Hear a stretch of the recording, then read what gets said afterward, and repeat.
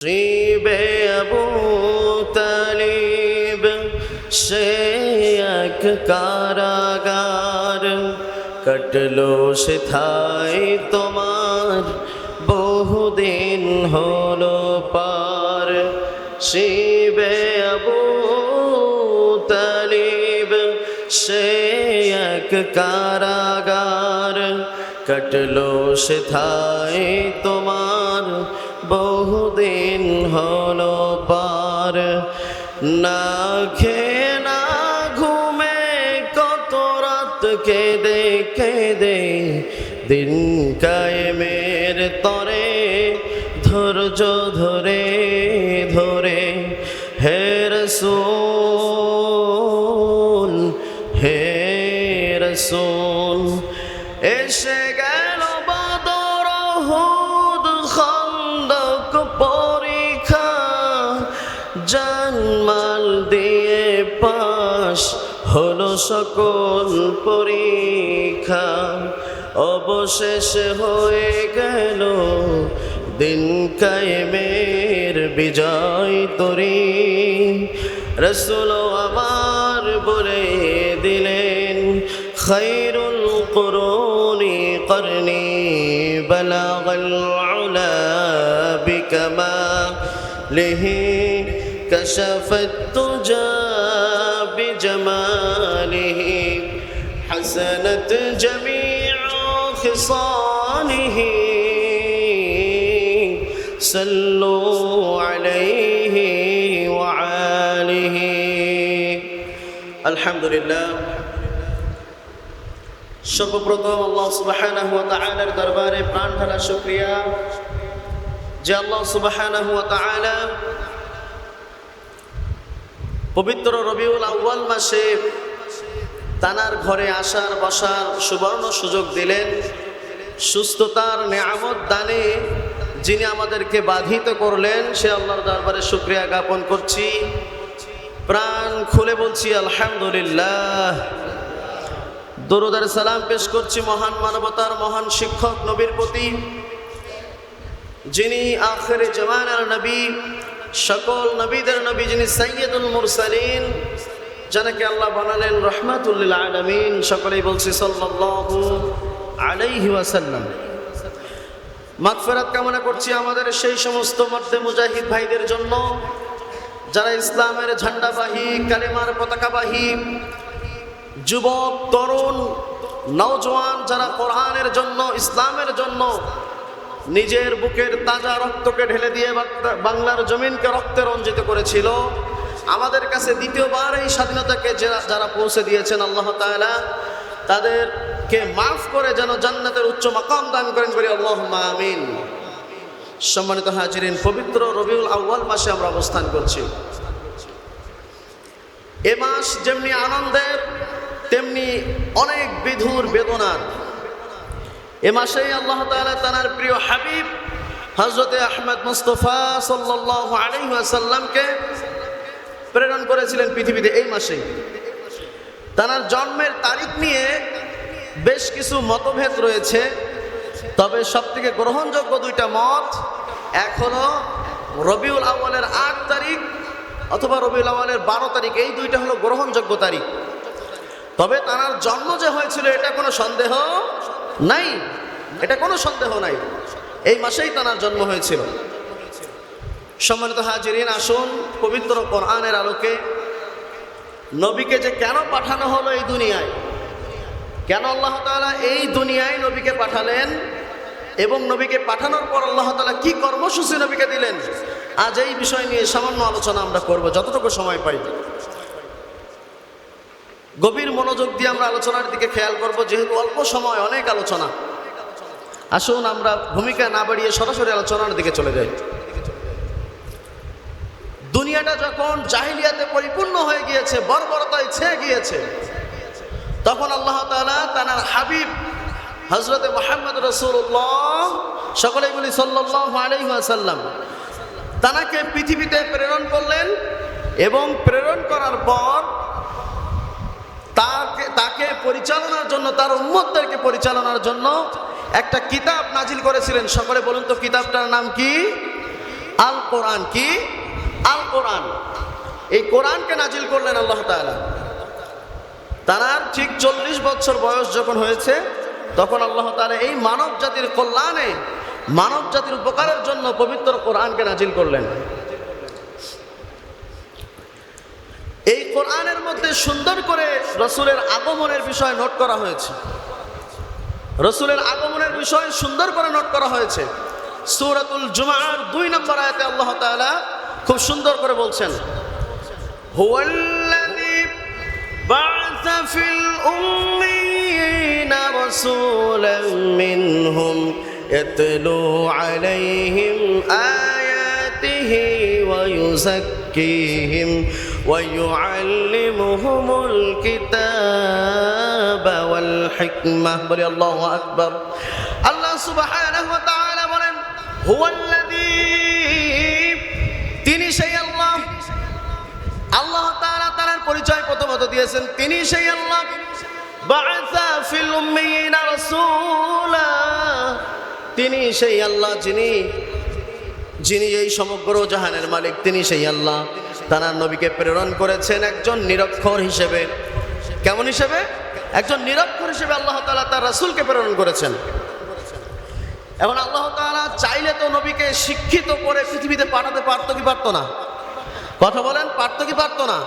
আল্লাহ তাআলা শিক্ষিত করে, উচ্চ শিক্ষায় শিক্ষিত করে নবীকে এই পৃথিবীতে পাঠাতে পারতেন, কিন্তু তিনি পাঠান নাই। এর কারণ হলো আল্লাহ তাআলা চেয়েছিলেন যে আমার নবীর ওপর আমি যে কোরআন নাজিল করব, আমার নবী যদি মহাশিক্ষিত হয়, অনেক বড় শিক্ষিত হয়, তবে তার জামানার মানুষেরা বলবে যে উনি একজন শিক্ষিত মানুষ, ওনার পক্ষে এমন একটা বই রচনা করা সম্ভব। ঠিক কিনা?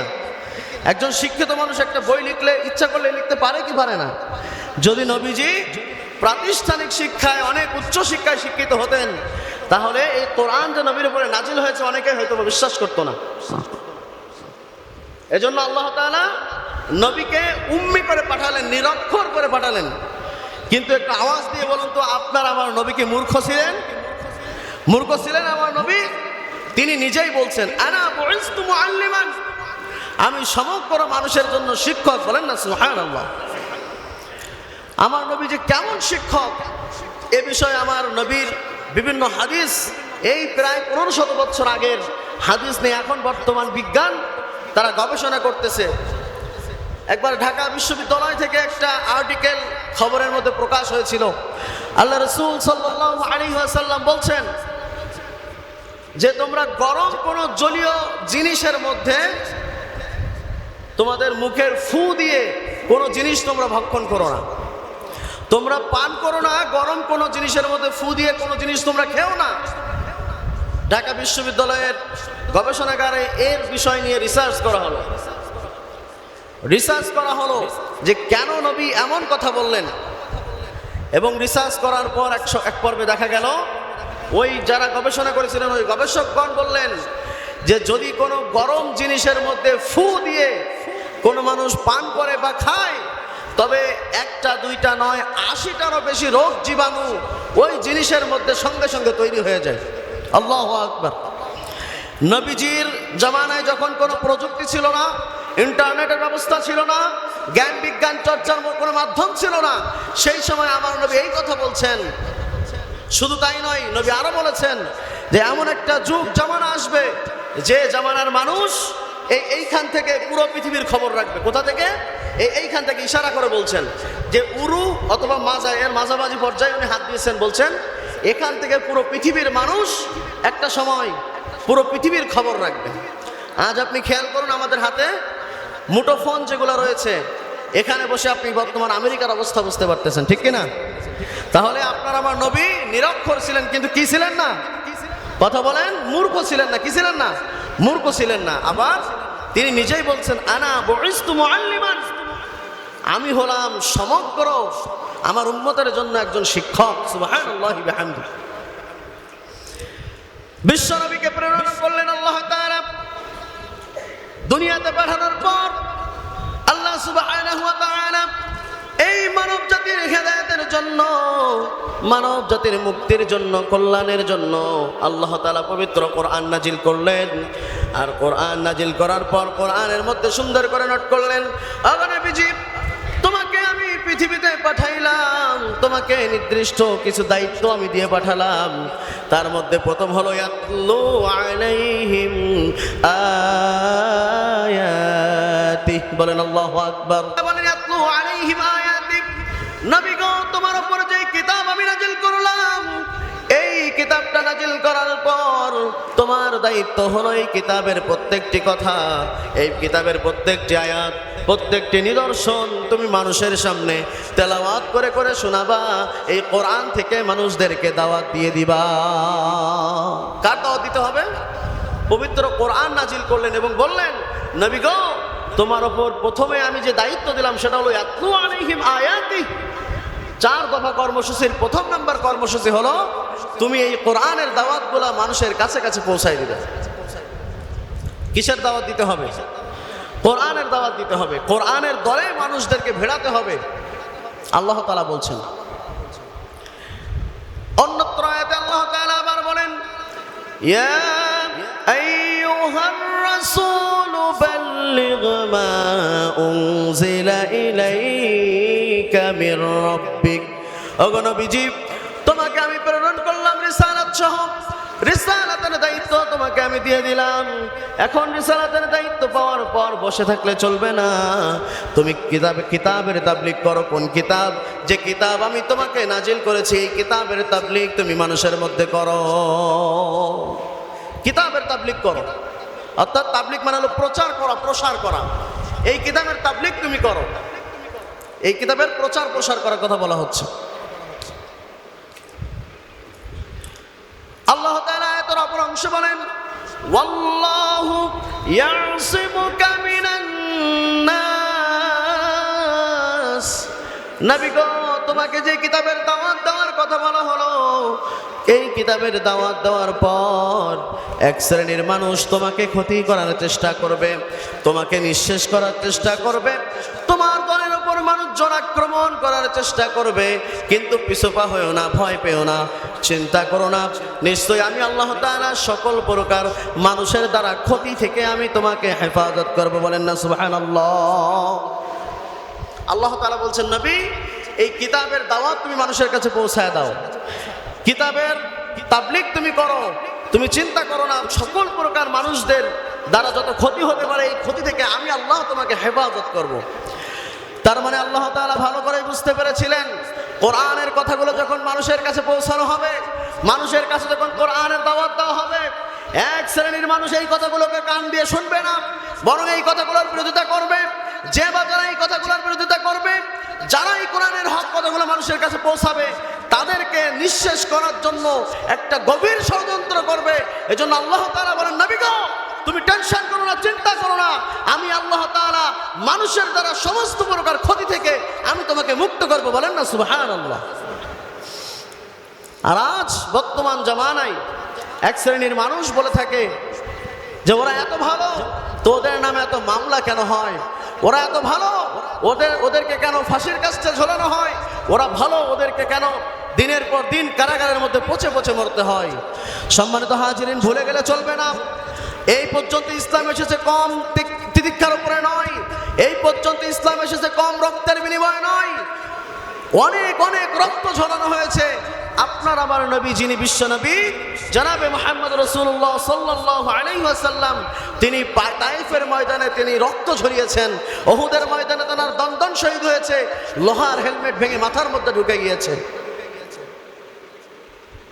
সম্মানিত হাজিরিন, এজন্য হকের দাওয়াত যারা দিবে, হকের কথা যারা বলবে, নবীজির রেখে যাওয়া দিন, এই দিন ইসলামের প্রচার যারা করবে, তাদের উপরে নির্যাতন নিষ্পেষণ আসবে, এটাই স্বাভাবিক। তাদের উপর নির্যাতন নিষ্পেষণ হবে, এটাই স্বাভাবিক। এটাকে মেনে নিয়ে দীর্ঘদিন যদি এই হকের পথে অটল অবিচল থাকা যায়, ইস্তেকামত থাকা যায়, আল্লাহকে রব মেনে যদি এই পথের ইস্তেকামত থাকা যায়, তাহলে আল্লাহ তাআলা আমাদের সম্মান আরো বাড়ায় দিবেন। আর যদি এটার বিরোধিতা করি, যেমনিভাবে স্বৈরাচার পুরা গোষ্ঠী সুদ্ধা বাংলাদেশ ত্যাগ করে মামুবাড়ি দিল্লিতে গিয়ে পালিয়েছে, এমনভাবে পরিণতি আপনার আমার সামনে অপেক্ষা করতেছে। সম্মানিত হাজিরিন, এই কোরআনের দাওয়াত আমরা যারা দিই, আমাদের বিরোধিতা করে অনেক মানুষ রয়েছে। আবার এই কোরআনে হুকুমত মানতে চায় না এমন মানুষও বর্তমান বাংলাদেশে অনেক অনেক রয়েছে। তারা বলে নাকি আমরা শরীয়তের আইন মানি না, শরীয়তকে আমরা মেনে চলতে চাই না। কারণ তারা জানে যদি শরিয়াত ভিত্তিক সমাজ ব্যবস্থা হয়, শরিয়াত ভিত্তিক অর্থনৈতিক ব্যবস্থা হয়, শরিয়াত ভিত্তিক রাজনীতি হয়, তাহলে তাদের পকেট ভরবে না, বরং দিনে দিনে তাদের মুখের উপর লাগানো দুর্নীতির মুখোশ, তাদের মুখের উপর লাগানো সুদখোর জেনাখোর এমনিভাবে অন্যায় অত্যাচার দিয়ে মোড়ানো তাদের মুখোশ আস্তে আস্তে করে উন্মোচন হয়ে যাবে। মানুষরা বুঝতে পারবে, এজন্য তারা শরীয়তের আইন চায় না, ঠিক কিনা? সম্মানিত হাজিরিন, শরীয়তের আইনে ভয় পাবে যে চোর, সে শরীয়তের আইনে ভয় পাবে। যে দুর্নীতিবাজ, শরীয়তের আইনে সে ভয় পাবে। কিন্তু যে কোরআনওয়ালা, যে নবীওয়ালা, যে সুন্নতওয়ালা, সে কখনো শরীয়তের আইনে ভয় পেতে পারে না। কথা কোন ঠিক কিনা? সম্মানিত হাজিরিন, এই মাসে আল্লাহ তাআলা নবীকে পাঠিয়েছিলেন। যে কথা বলতেছিলাম, এই মাসে আল্লাহ তাআলা নবীকে পাঠিয়েছেন এবং তাকে পাঠানোর পর আল্লাহ তাআলা 4 দফা কর্মসূচি দিয়েছেন। কয় দফা? 4 দফা কর্মসূচি। এর মধ্যে প্রথম নাম্বার কর্মসূচি, নবী আপনাকে বলা হলো ইয়াতলু আলাইহিম আয়াতি, আপনি মানুষদেরকে এই কোরআনের আয়াতগুলা, কোরআনের নিদর্শনগুলা মানুষদের মাঝে প্রচার করুন। যদি কিনা প্রচার না করেন, ফামা বাল্লাগতা রিসালাতা, আল্লাহ তাআলা বললেন যদি এই কোরআনের দাওয়াত আপনি মানুষদের কাছে না দেন, তাহলে বিষয়টা যেন এমন হয়ে যায় যে আপনি রিসালাতের দায়িত্বই পালন করলেন না। মানে আপনাকে যে নবুয়ত দেওয়া হয়েছে, নবুয়তের দায়িত্বই আপনি পালন করলেন না, বিষয়টা এমন হয়ে যায়।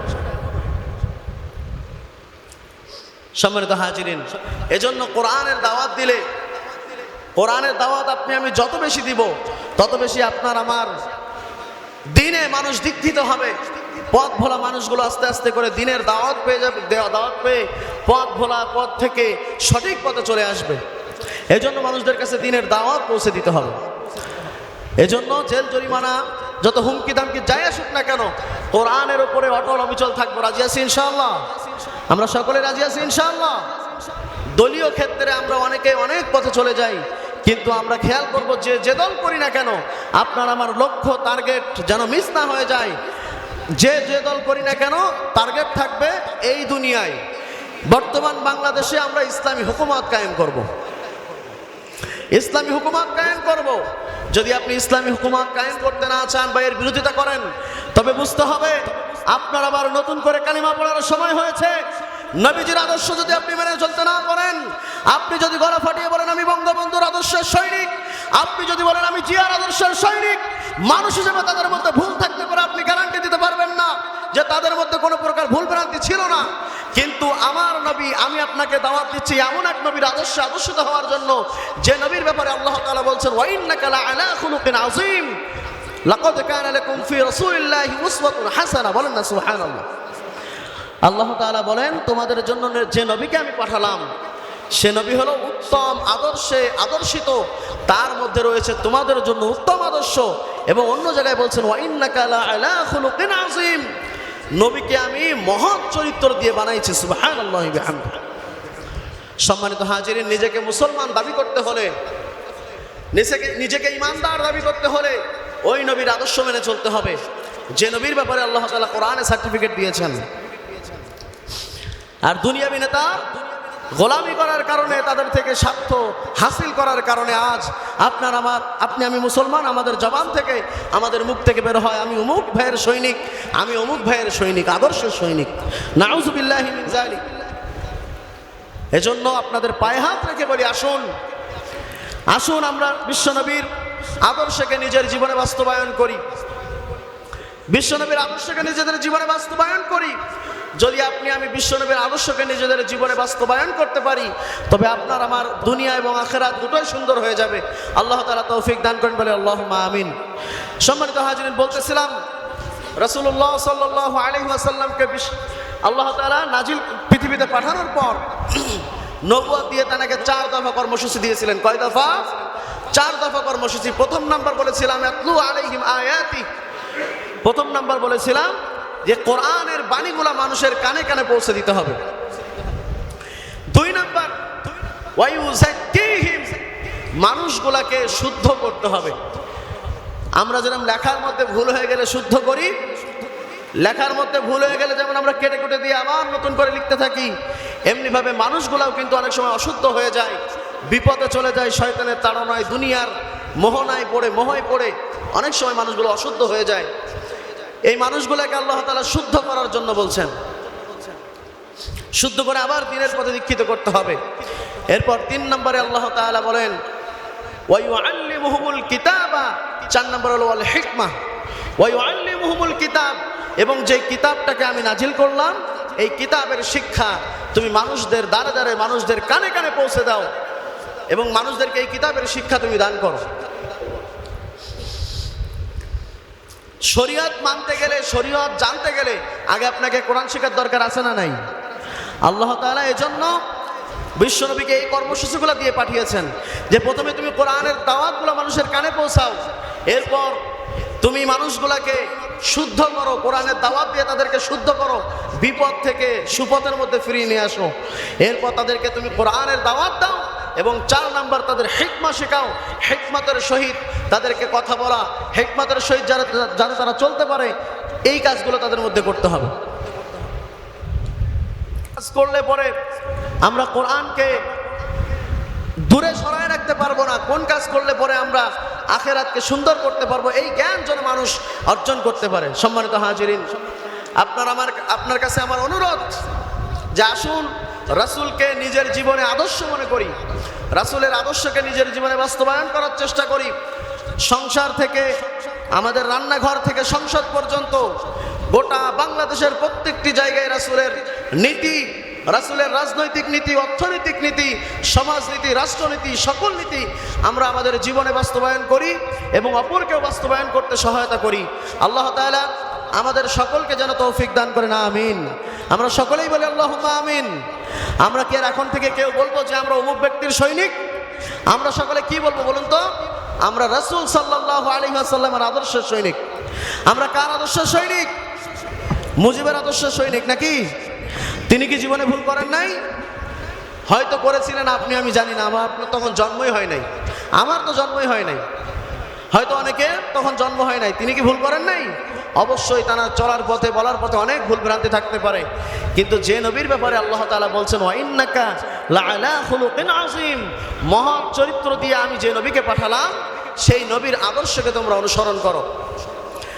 শুধু তাই নয়, আল্লাহ সুবহানাহু ওয়া তাআলা আবার বলেন যদি তোমরা আমার ভালোবাসা পেতে চাও, ওগো নবী তোমার উম্মতদেরকে জানায় দাও, তারা যদি আমি আল্লাহর ভালোবাসা পেতে চাই, তারা যদি আমি আল্লাহর সান্নিধ্য পেতে চাই, নৈকট্য লাভ করতে চাই, কুল ইন কুনতুম তুহিব্বুনাল্লাহা ফাত্তাবিউনি ইউহিব্বুকুমুল্লাহ।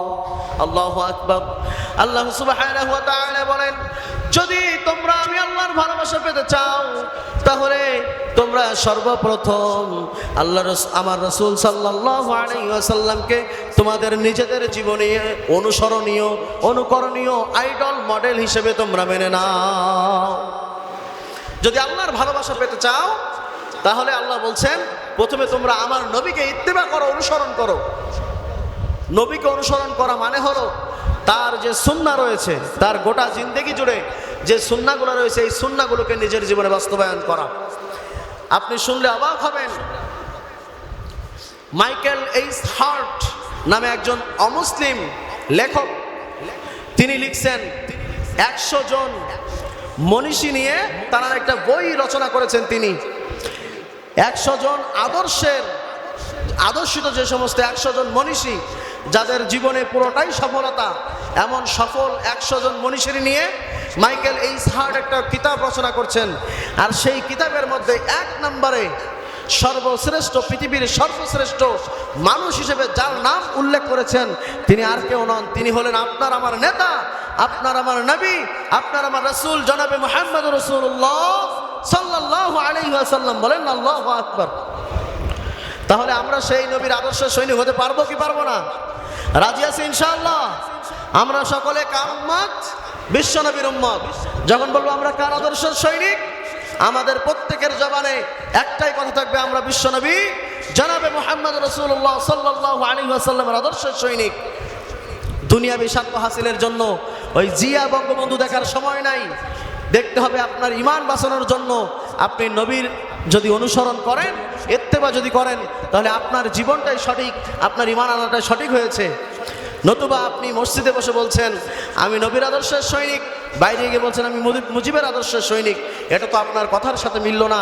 আপনার বিষয়টা এমন হয়ে গেল যে একজন মুহাক্কিক আলেম তিনি তার ছাত্রদেরকে শিক্ষা দীক্ষা দেওয়ার আগে কিছু দানা তাদের হাতে ধরিয়ে দিত এবং একটা ফাঁদ ধরাই দিত। ফাঁদ ধরাই দিয়ে তার কিছু পোষা পাখি ছিল, সেই পাখিগুলাকে নিয়ে তিনি পালন করতেন।